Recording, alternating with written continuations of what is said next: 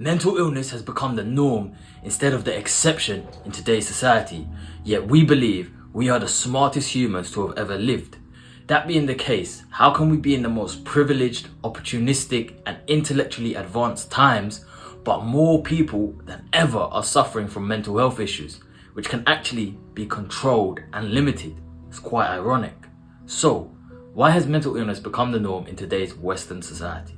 Well, we can understand why and uncover the reasons behind it by doing a simple analysis.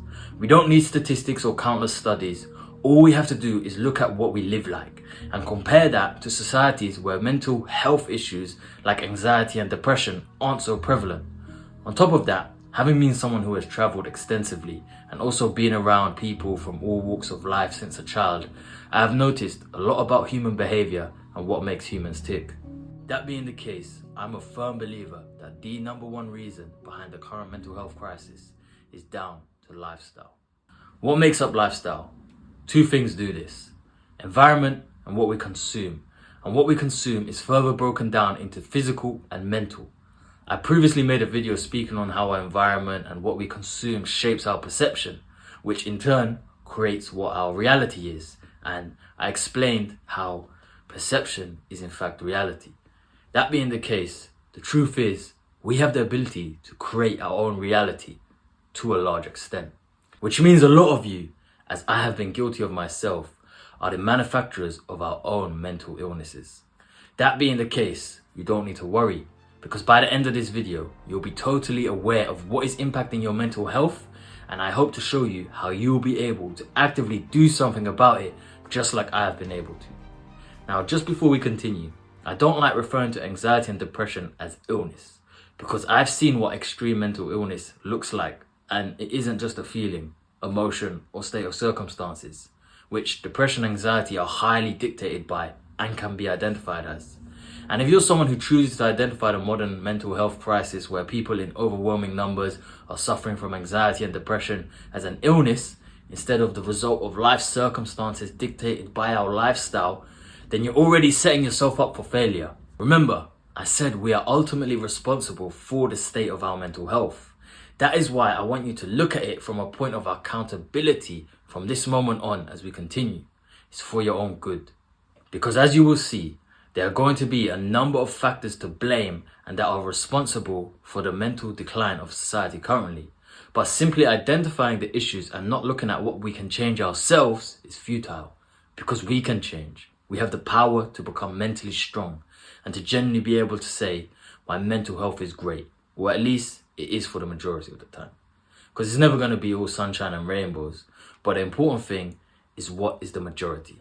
And unfortunately, for so many out there, they're in a constant state of mental anguish, with it only getting worse. And it seems as many are losing hope, especially given the economical pressures adding to everything. Okay, so let's break this down. I firmly believe that mental health is directly correlated to the lifestyles we live. That being the case, the current mental decline of society is based upon the lifestyles that we are living, right? Now, with that being the case, we must begin by analyzing the type of lifestyle most people are living.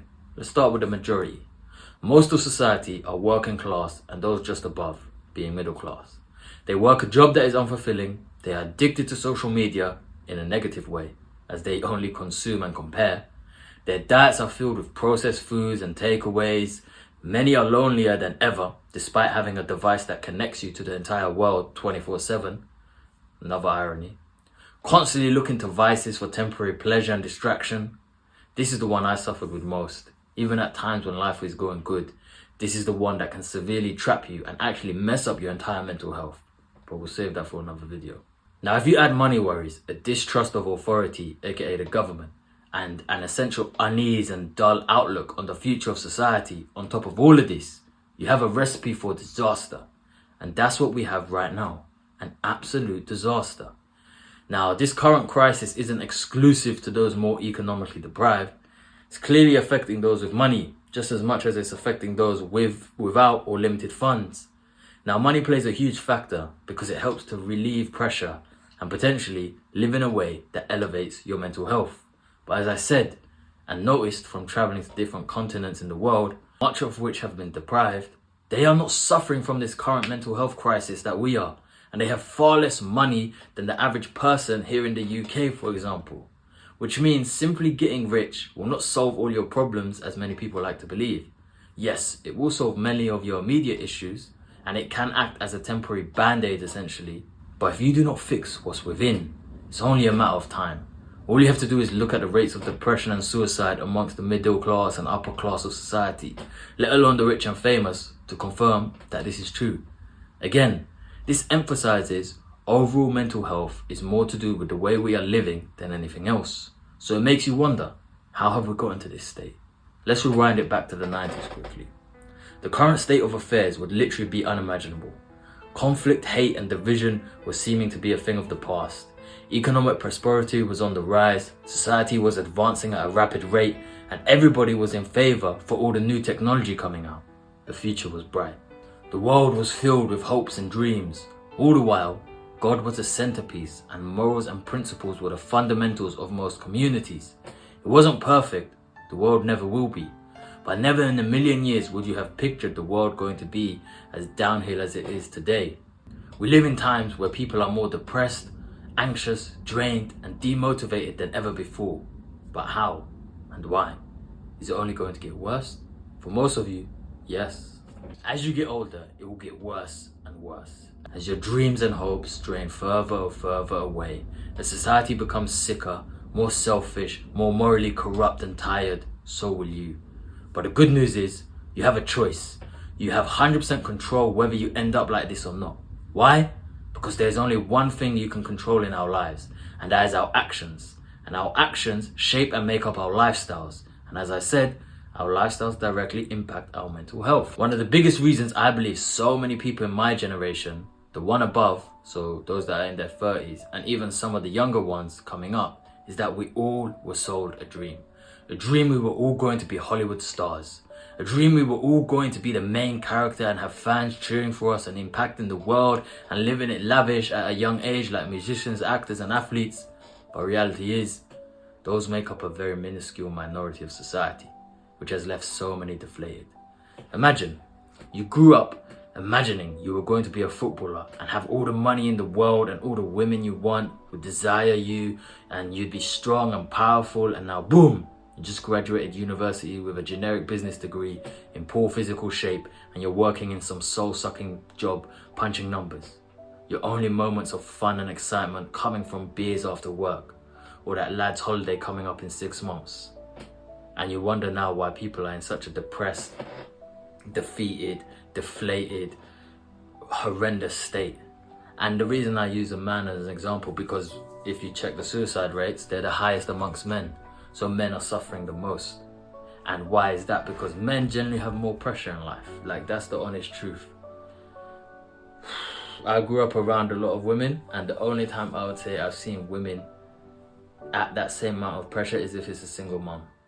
Single mums have that type of pressure because they're essentially assuming the role of a father. And what does that mean? If they're assuming the role of a father, then they're basically mimicking a man. So yes, men do have it the most. So, lifestyle. How can we fix this problem then that everybody is going through?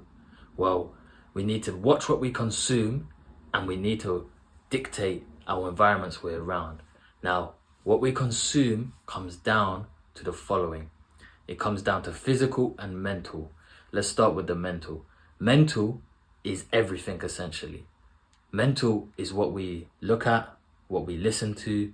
So our music, scrolling social media, our TVs, our friends, our parents, our co-workers, all of these things make up what we consume. And it's a huge factor of our environment. And physical is simply our food. Now, food is very straightforward to fix. The only reason why it's difficult to fix is because of the vices and the addictions you have to the crap, junk, sugar-filled food. So let's put that to the side for a moment, because that's a step-by-step, straightforward process. Most people, where they get stuck is the mental plane. The mental is the ultimate battle. And the mental also affects what we consume. Because without the mental cravings, we do not consume the crap. And we actually eat for nutrition and now and then for pleasure, like going for a nice meal or that or takeaway. So how do we fix what we consume?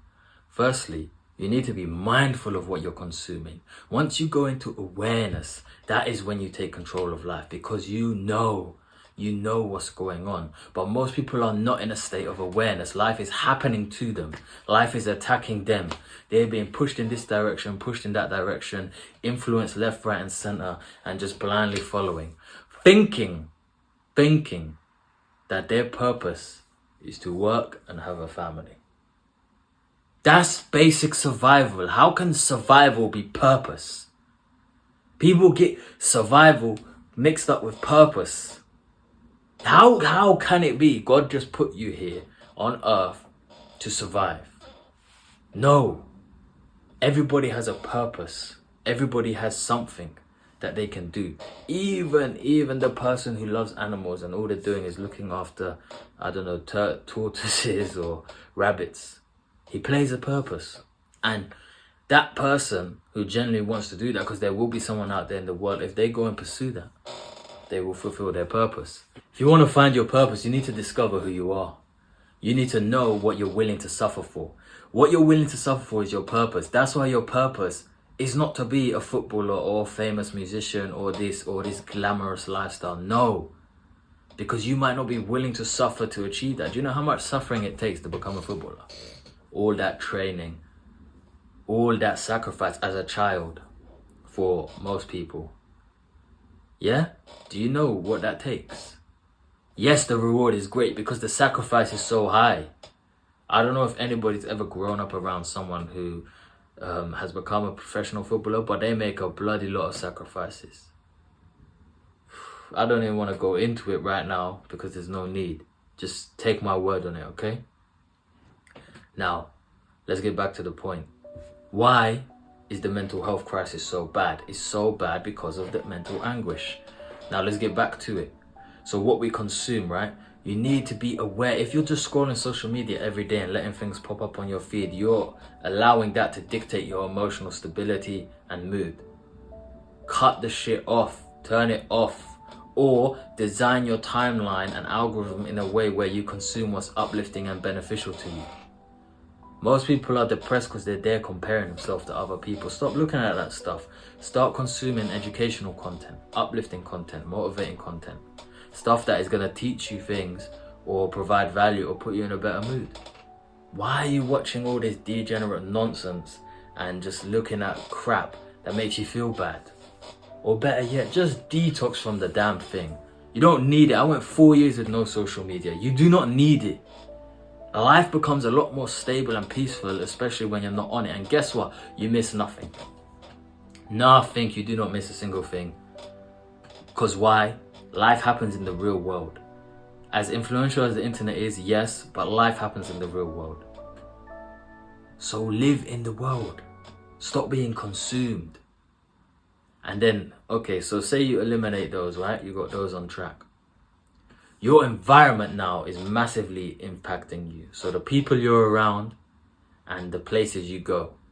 And you can control this. Why? Because cool. You might say, oh, I have a job, I live with my parents, or I live in this city, I'm stuck. Cool. If that is the case, you can look at it like this is for a time being. If you set out a process and a goal, you can actually work towards getting out of it.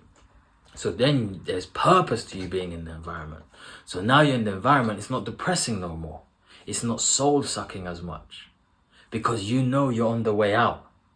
But most people, they don't have a plan or a process to get out. So that's why they're so depressed when they're stuck in that environment. Because they think this is it and I'm stuck. If you're stuck, you don't have hope. And if you don't have hope, you're finished. And when you don't have hope, that is when people kill themselves. People kill themselves because there's no hope left. It's over. It's too much suffering. I'm done. I'm out of here. And that's what's happening to so many people. And it doesn't have to happen to you. I'm going to make another video on this entirely. Because right now, this topic it's not going away. And like I said, it's getting worse. It's getting worse and worse and worse. So if you want to improve your mental health, and not fall victim to this current mental health crisis, start analyzing your lifestyle. Start analyzing what you consume, both mentally and physically. Because physically, you will feel better. Mentally, you will feel better. Both of these, if you take control of them, they will uplift you. And when you start feeling in an uplifted mood, you generally gain more energy to do better things. You have the mental determination to do that extra work that's going to help you quit your job. You have that discipline and motivation to not eat that junk because you know you have a goal to reach. Like, it's just an all-round net positive. So focus on lifestyle, level up your lifestyle, remove the toxins, start being aware of what you're consuming, and watch it increase your mental health.